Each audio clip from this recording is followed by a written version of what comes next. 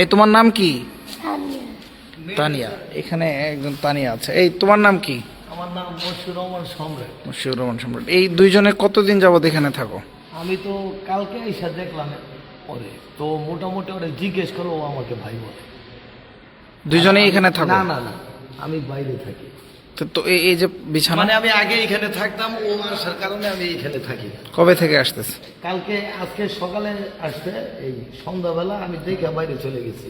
আর কালকে এই দেখুন, এই সম্রাট ভবঘুরে হিসেবে সাভার থানা রোড এবং সাভার উপজেলা স্বাস্থ্য কমপ্লেক্সের সামনে অবস্থান করে, সেটি আমরা লক্ষ্য করেছি এর আগেও। কিন্তু এই সোনিয়া নামে যে এই মেয়েটিকে দেখা যাচ্ছে, তাকে কিন্তু এর আগে এখানে দেখা যায়নি। তো সাভার এই থানা রোডের যে কমিউনিটি সেন্টারটি রয়েছে পরিত্যক্ত অবস্থায়, সেটি সাভার পৌরসভা এবং জেলা পরিষদের মামলাকে কেন্দ্র করে মূলত দুই পক্ষই মালিকানা দাবি করার কারণে এটি এখন পরিত্যক্ত হিসেবে রয়েছে। তবে এই অবস্থা চলতে থাকলে আসলে আরও হত্যাকাণ্ডের ঘটনা ঘটতে পারে। আমরা যেটি একটি জিনিস দেখতে পেলাম এই রাতে, পুরো এটি 3 তলা বিশিষ্ট একটি কমিউনিটি সেন্টার। এখানে যে দুটি খুব ভয়ঙ্কর কূপ দেখা যাচ্ছে, এটি এই ম্যানহোল কিন্তু খোলা, এটা এবং এটির দীর্ঘ গভীরতা রয়েছে। কিন্তু এখানে একটি, আবার এখানে একটি, এটির গভীরতা কিন্তু অনেক। এখানে সাধারণত যদি কোনো ব্যক্তিকে ফেলে দেওয়া হয়, এটি কিন্তু সাভার কলেজ, এই পাশে রয়েছে সাভার সরকারি কলেজ এবং এটি পরিত্যক্ত। এইদিকে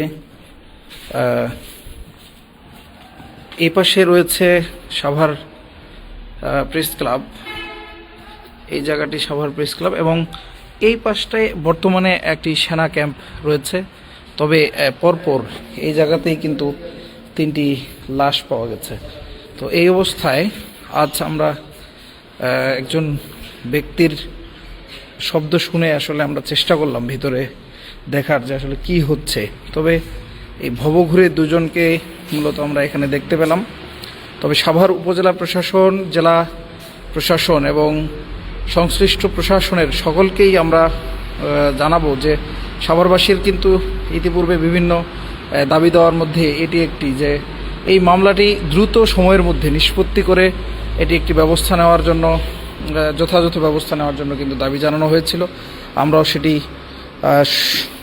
সেটি বলবো যে দ্রুত সময়ের মধ্যে এই সমস্যার নিরসন হওয়া উচিত। এটি মূলত সাভার সরকারি কলেজের গেট, এটি থানা রোড। মূলত বর্তমানে আইনশৃঙ্খলা নিয়ন্ত্রণের জন্য কিন্তু এখানে এটি সেনা ক্যাম্প রয়েছে। এর উল্টা পাশেই মূলত এটির অবস্থান। এই দেশে দেশে সবার সাথে দ্য নিউজ।